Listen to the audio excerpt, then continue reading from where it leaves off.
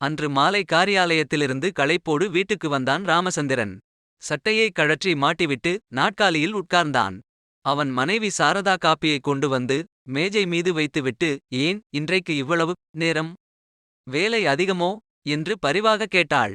அன்பு ததும்பும் அந்த வார்த்தைகளைக் கேட்டு அவன் உள்ளம் விம்மியது. பகல் முழுவதும் காரியாலயத்தில் புத்தகக் கட்டுகளுடன் மாரடித்த சோர்வெல்லாம் பறந்தோடிவிட்டது. காப்பியை கையில் எடுத்துக்கொண்டு பதில் சொல்லாமல் தன் மனைவியின் முகத்தை ஒரு தடவை நிமிர்ந்து பார்த்தான். சாரதா பூரண கர்ப்பிணி. அவள் உடலிலே ஏற்பட்டிருந்த ஒரு புதிய மாறுதல் அவளுடைய அழகுக்கு மெருகு கொடுப்பது போல் இருந்தது. அவளை ஒரு நிமிஷம் இமை கொட்டாமல் நோக்கினான் ராமசந்திரன். காபியை எடுத்துக்கொண்டு சமையலறையிலிருந்து நடந்து வந்ததனால் அவளுக்கு லேசாக மூச்சுத் திணறியது. நிற்பதற்கும் கூட அவள் மிகவும் சிரமப்பட்டாள். அவளுடைய நிலைமை மிகக் கஷ்டமாக இருப்பதை அவன் உணர்ந்து கொண்டான். ஏன் சாரதா நிற்கிறாய்? இப்படி உட்காரேன் என்று எதிரே இருந்த நாற்காலியை காட்டினான். அவர்களுக்கு கல்யாணம் ஆகிய இந்த 5-6 வருஷங்களிலும் ராமசந்திரன் அவளை தன் எதிரில் உட்காரும்படி சொல்லியதே இல்லை.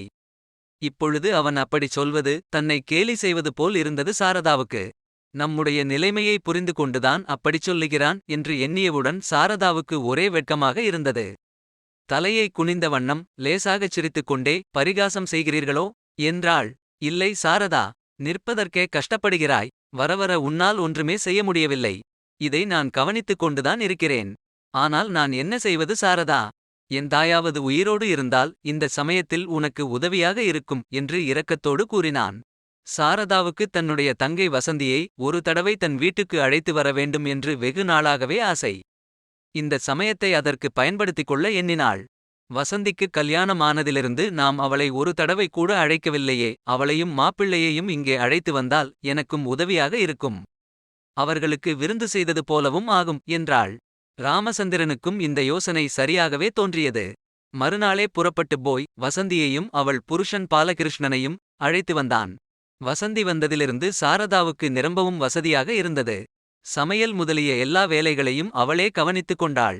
மேலும் சாரதாவுக்கு வெந்நீர் வைத்து குளிக்கச் செய்வது முதல் கர்ப்பிணிக்கு செய்ய வேண்டிய சகல பணிவிடைகளையும் அனுபவப்பட்ட மனுஷியைப் போல் செய்து வந்தாள். 2 வாரங்கள் கழிந்தன. வசந்தியின் புருஷன் ஊருக்குப் போக வேண்டும் என்று பயணப்பட்டான்.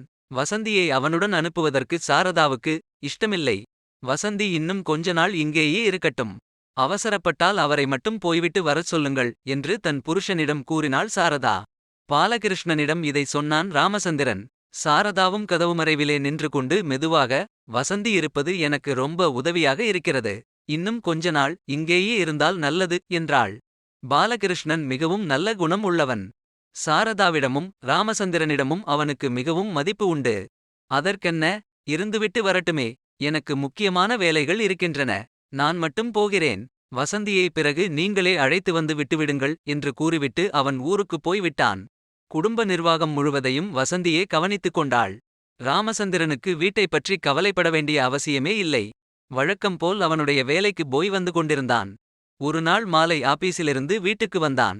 வசந்தி எதிரே நின்று கொண்டு, அக்கா கஷ்டப்படுகிறாள், டாக்டரை அழைத்து வந்தால் தேவலை என்றாள். ராமசந்திரன் ஓடிப்போய் டாக்டரை அழைத்து வந்தான்.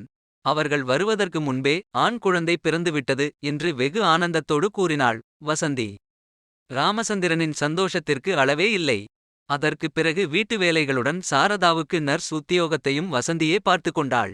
ராமசந்திரனுக்கு சாரதாவை கல்யாணம் செய்யும் பொழுது வசந்தி 8 வயது சிறுமியாக இருந்தாள். அப்பொழுதிலிருந்தே ராமசந்திரனிடம் அவளுக்கு நெருங்கிய பழக்கம் உண்டு. அக்காள் புருஷன் என்ற முறையில் நாணப்படுவதோ ஓடி ஒளிந்து கொள்வதோ இல்லை. அவனிடம் மிகவும் சகஜமாகவே நடந்து கொள்ளுவாள். அதுவுமில்லாமல் அவளுக்கு துடுக்குத்தனமும் உண்டு. ஒரு நிமிஷமாவது சும்மா இருக்க மாட்டாள். சதா யாரையாவது கேலி செய்து கொண்டே இருப்பாள். அதிலும் ராமசந்திரனை கிண்டல் செய்வதில் அவளுக்கு அதிக பிரியம். பெரிய மனுஷியாக வளர்ந்து கல்யாணம் ஆகிவிட்ட போதிலும் பழைய சிறுபிள்ளை புத்தி மட்டும் போகவே இல்லை. எப்பொழுதும் போல் ராமசந்திரனை சமயம் வாய்த்த பொழுதெல்லாம் பரிகாசம் செய்வாள். ராமசந்திரன் மிகவும் சங்கோசப் பிராணி. அவளுடைய கேள்விகளுக்கு பதில் சொல்லத் தெரியாமல் மௌனமாகச் சிரித்துக் கொண்டே தலையை குனிந்து கொள்வான். அதிலும் இப்பொழுது சாரதாவுக்கு குழந்தை பிறந்ததிலிருந்து அவளுடைய கேலியும் கிண்டலும் எல்லை மீறி இருந்தன.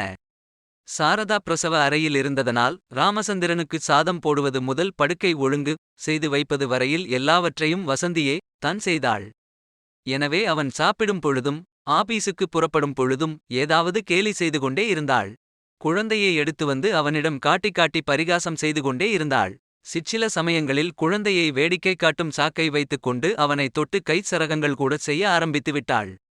இதையெல்லாம் பார்க்க பார்க்க ராமசந்திரனுக்கு ஒரே குழப்பமாக இருந்தது. சிறு வயதிலிருந்தே அவளுடைய சுபாவம் அப்படித்தான். இருந்தாலும் இப்பொழுது அவள் நடந்து கொள்ளும் போக்கே ஒரு தனி வித்தியாசமாகத் தோற்றியது. அவள் தன்னை பார்ப்பது, தன்னிடம் பேசுவது, சிரிப்பது எல்லாவற்றிலுமே ஒரு விபரீதமான அர்த்தம் தொனிப்பது போல் இருந்தது ராமசந்திரனுக்கு. அவளுடைய இந்த மாறுபாடான செயல்களினால் அவன் மனத்திலும் சிறிது சபலம் தட்டத் தொடங்கியது. என்றாலும் அவன் முழுவதும் துணிந்து விடவில்லை. முன்பு வசந்தி பருவமடைந்திருந்த பொழுது ஒரு தடவை அவர்கள் வீட்டுக்கு போயிருந்தான் ராமசந்திரன். அதற்கு முன்பெல்லாம் ராமசந்திரனை வாங்க அத்தான் என்று தன் முத்துப் பல்வரிசை முழுவதையும் காட்டி வரவேற்கும் வசந்தி அப்பொழுது ஓர் இருட்டு அறைக்குள்ளே அடைபட்டு கிடந்தாள். ஜன்னல் வழியாக ராமசந்திரனை எட்டி பார்த்து ஒரு சிரிப்புச் சிரித்துவிட்டு பளிச்சென்று தலையை மறைத்துக் கொண்டாள். அவ்வளவுதான். அதற்குப் பிறகு மத்தியானம் சாப்பிட்டுவிட்டு கூடத்தில் கிடந்த ஒரு கட்டிலிலே படுத்திருந்தான் ராமசந்திரன். பொத்தென்று ஒரு சின்ன கத்திரிப்பிஞ்சு அவன் மார்பின் மீது வந்து விழுந்தது. திரும்பி பார்த்தான். பக்கத்து ஜன்னலிலே கலகலவென்று வளையல் ஒலியுடன் ஓர் அழகான கை தெரிந்து மறைந்தது. அதைத் தொடர்ந்தே கென்ற சிரிப்பு சத்தமும் கேட்டது. அதற்குப் பிறகு அவன் அங்கே தங்கியிருந்த அந்த 4-5 நாட்களிலும் அவனை எவ்வளவோ கேலி செய்திருக்கிறாள் வசந்தி. எத்தனையோ தடவை அவனை பார்த்து சிரித்திருக்கிறாள்.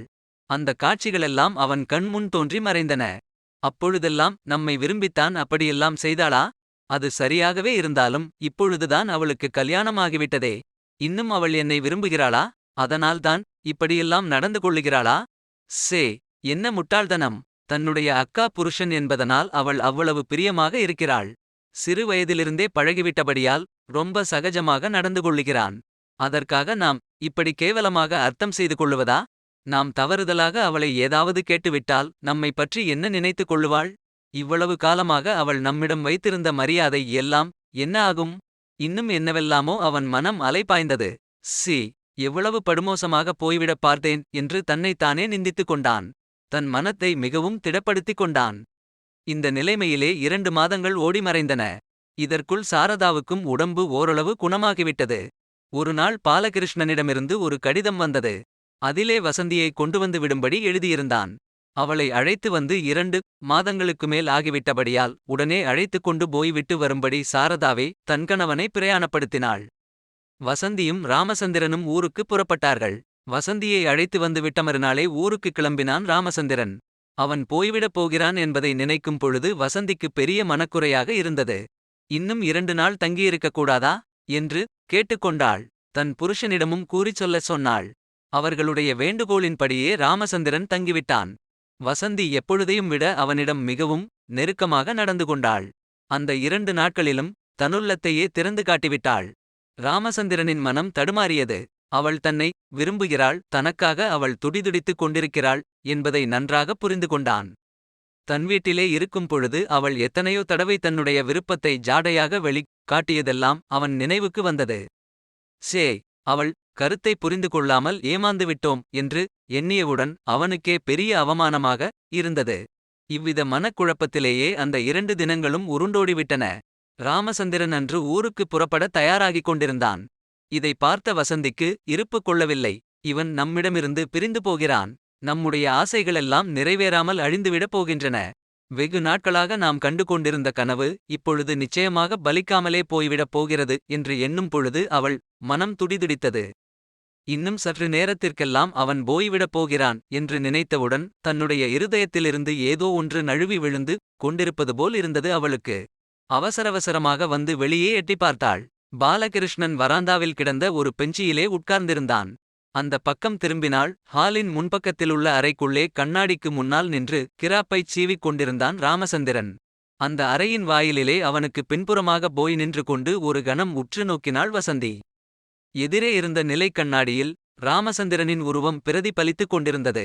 பிரயாணத்திற்காக அலங்கரிக்கப்பட்ட அந்த மோகன பிம்பத்தை இமை கொட்டாமல் பார்த்து கொண்டு நின்றாள். அவனுடைய வசீகர சக்தி அவள் உள்ளத்தை உருக்குலையச் செய்தது. தடுமாறிக்கொண்டே நின்றாள் அவள். திரும்பி பார்த்தான் ராமசந்திரன். வசந்தி நின்றாள். அவன் நெஞ்சு படபடவென்று அடித்துக் கொண்டது. என்ன வசந்தி என்று குழறினான். அந்த பார்வையின் குறுகுறுப்பும் வார்த்தையின் இனிமையும் அவளை என்னென்னவோ செய்தன. ஆமாம், அத்தான் என்று அறைக்குள் நுழைந்துவிட்டாள் வசந்தி. அவளுடைய 2 அர்த்தமற்ற வார்த்தைகளை முணுமுணுத்துக் கொண்டே கரங்களும் அவனை நோக்கி முன்னே சென்று கொண்டிருந்தன. ராமசந்திரன் உன்மத்தம் கொண்டவனைப் போல் அந்த மிருதுவான கரங்களை பிடித்து தன் கண்களில் ஒற்றிக்கொண்டான். பிறகு தன் நெஞ்சிலே வைத்து அமுக்கிப் பிடித்துக்கொண்டு என் கண்ணே என்று முனகினான். வசந்தியின் விழிகள் புலபுலவென்று நீர்த்துளிகளை உதிர்த்தன. அவன் மார்பிலே சாய்ந்து கொண்டு தேம்பினாள். என்ன அண்ணா, ஸ்டேஷனுக்குப் போக வண்டியை அழைக்கட்டுமா என்று கேட்டுக்கொண்டே பாலகிருஷ்ணன் வந்துவிட்டான். அறைக்குள்ளே தன் மனைவியும் ராமசந்திரனும் நின்ற காட்சியை பார்த்துவிட்டான். அவனுக்கு உடனே நெருப்பில் கிடந்து பொசுங்குவது போல் இருந்தது. ஒரு நிமிஷம் அப்படியே திகைத்துப் போய் நின்றுவிட்டான். வசந்தியின் உடல் நடுநடுங்கியது. தலையை குனிந்தபடியே அறையை விட்டு வெளியே போய்விட்டாள். ராமசந்திரன் மட்டும் அப்படியே மரம்போல் உணர்வற்று நின்று கொண்டிருந்தான். 2 நிமிஷங்கள் பறந்தன. பாலகிருஷ்ணன் தன்னை சமாளித்துக் கொண்டு ஏன் அண்ணா, ரயிலுக்கு நேரமாகிவிட்டதே என்று வெகு சாவதானமாக கூறினான். சரி, போய் வருகிறேன் என்று இழுத்துக்கொண்டே விறுவிறுவென்று ரெயிலடியை நோக்கி நடந்தான் ராமசந்திரன். அவன் தன் பார்வையிலிருந்து மறையும் வரை அப்படியே பார்த்துக் கொண்டு நின்றான் பாலகிருஷ்ணன். அவனுடைய சிந்தனைகள் அதிவேகமாகச் சுழன்றன. வசந்தி குழந்தை முதல் அவனுடனே பழகியவள். மேலும் இந்த 2 மாதங்களும் அவன் வீட்டிலேயே இருந்திருக்கிறாள். அதுவுமல்லாமல் அன்றே புறப்பட்ட அவனை பின்னும் 2 நாள் இங்கே தங்கியிருக்கச் சொன்னாள். அப்படியானால் அவள் அவனுடைய காதலி. திரும்ப திரும்ப இந்த எண்ணங்களே அவன் மனத்தில் புரண்டன. வசந்தி ஒரு விபச்சாரி. தீர்மானமாக இந்த முடிவுக்கு வந்துவிட்டான். உள்ளே சென்று மிகவும் சாதாரணமான குரலில் வசந்தி என்று அழைத்தான். வெடவெடவென்று நடுங்கிக் கொண்டே வந்து நின்றாள் அவள். நீ உன்னுடைய நகை, துணிமணி எல்லாவற்றையும் எடுத்துப் பெட்டியில் வைத்துக்கொள் என்றான். நிமிர்ந்து அவன் முகத்தை பரிதாபமாக பார்த்துக்கொண்டே ஏன் என்றாள் வசந்தி. நீ இப்பொழுதே உன் தகப்பனார் வீட்டுக்குப் போக வேண்டும் என்று வறண்ட குரலிலே கூறினான் பாலகிருஷ்ணன். வசந்திக்கு தன் இருதயத்திலே ஏக காலத்தில் 1000 சம்மட்டிகள் விழுந்து தாக்குவது போல் இருந்தது. தன்னுடைய எதிர்கால வாழ்க்கை அதல பாதாளத்திலே விழுந்து கொண்டிருப்பதை அவள் உணர்ந்தாள். அவள் ஒரு வாழாவெட்டியாகிவிடப் போகிறாள். அது மட்டுமல்ல, அவள் தலையிலே விபச்சாரி என்ற பட்டத்தைக் கட்டிவிட்டு உலகம் கைகொட்டி சிரிக்கப் போகிறது. அந்த நினைவைக்கூட அவளால் சகிக்க முடியவில்லை. பாலகிருஷ்ணனின் காலடியிலே விழுந்து அவன் பாதத்தை பிடித்துக்கொண்டு கதறினாள். தான் பரிசுத்தமானவள் என்பதை 100 தடவைகள் ஆண்டவன் மீது ஆணையிட்டு கூறினாள். பாலகிருஷ்ணன் மெதுவாகச் சிரித்தான். வசந்தி, அதைத்தான் சற்று முன் என்கண்ணாலேயே பார்த்தேனே. நீயா எனக்கு சொல்ல வேண்டும் என்று ஏளனமாக கூறினான். அவனுடைய நெஞ்சு கல்லைவிட கடினமாக இருந்தது. சற்று நேரத்திற்குப் பிறகு ஒரு பெட்டியுடன் அவள் தகப்பனார் வீட்டுக்கு அனுப்பப்பட்டாள். ராமசந்திரன் தன் வீட்டுக்கு வந்து சேர்ந்தான். தன்னுடைய அறைக்குள் நுழைந்து நாற்காலியிலே டொப்பென்று சாய்ந்தான். அவனைச் சுற்றியுள்ள ஒவ்வொரு பொருளும் சதிகாரா, அநியாயமாக ஒரு பெண்ணின் வாழ்வை பாழாக்கிவிட்டாயே, துரோகி என்று அவனைச் செபிப்பது போல் இருந்தது. எதிரே சுவரில் தொங்கிக் கொண்டிருந்த ஒரு படத்தின் மீது அவன் பார்வை விழுந்தது. அந்த லோகமாதா கையிலிருக்கும் சூலாயுதத்தை ஓங்கிக் கொண்டு ஆவேசத்தோடு தன்னுடைய நெஞ்சத்தையே கிழித்து எரிய வருவதைப் போல் தோற்றியது அவனுக்கு. அதற்கு மேல் அவனால் சகிக்க முடியவில்லை. தன்னுடைய கண்களை 2 கரங்களினாலும் பலமாகப் பொத்திக்கொண்டு மேஜை மீது தலையை கவிழ்த்து கொண்டான். அவன் உடல் வெடவெடவென்று நடுங்கிக் கொண்டிருந்தது. என்ன, ஏன் 2-3 நாள் தங்கிவிட்டீர்கள்? மச்சினியை பிரிந்து வர மனம் இல்லையோ என்று வேடிக்கையாகக் கேட்டுக்கொண்டே அறைக்குள் நுழைந்தாள் சாரதா. இந்த கடைசி வார்த்தைகள் ராமசந்திரனுடைய உள்ளத்திலே சுரீர் என்று தாக்கின. அவன் இப்படி அலங்கோலமாக மேஜை மீது முகத்தை கவிழ்த்துக் கொண்டு கிடப்பதை பார்த்தவுடன் சாரதா பயந்து போய்விட்டாள். அருகில் வந்து அவன் தலையை நிமிர்த்திக் கொண்டே ஏன், என்ன உங்களுக்கு என்று பதற்றத்தோடு கேட்டாள். பதில் ஒன்றும் சொல்லாமல் மேலே நிமிர்ந்து பார்த்தான் ராமசந்திரன். சாரதாவின் முகத்தை நேருக்கு நேராக அவனால் பார்க்க முடியவில்லை. அவனுடைய நெஞ்சமே வெடித்து விடும்போல் இருந்தது. எழுந்து தன் மனைவியின் கையை அழுத்திப் பிடித்துக்கொண்டு சாரதா, நான் பாவி, மகா பாவி, ஒரு பாவமும் அறியாத ஒரு பெண்ணின் வாழ்க்கையை வீணாக அநியாயமாக அழித்த சதிகாரன். எனக்கு ஆண்டவனிடம் மன்னிப்பே கிடையாது. நீயாவது என்னை மன்னித்துவிடு சாரதா என்று உணர்ச்சி வேகத்தில் குளறினான். சாரதாவுக்கு ஒன்றுமே புரியவில்லை. கர்சலை போல் நின்று கொண்டிருந்தாள். அவளுடைய இடையில் இருந்த ஒரு சின்னஞ்சிறிய குழந்தை திருதிருவென்று விழித்த வண்ணம் இதையெல்லாம் வேடிக்கை பார்த்துக் கொண்டிருந்தது.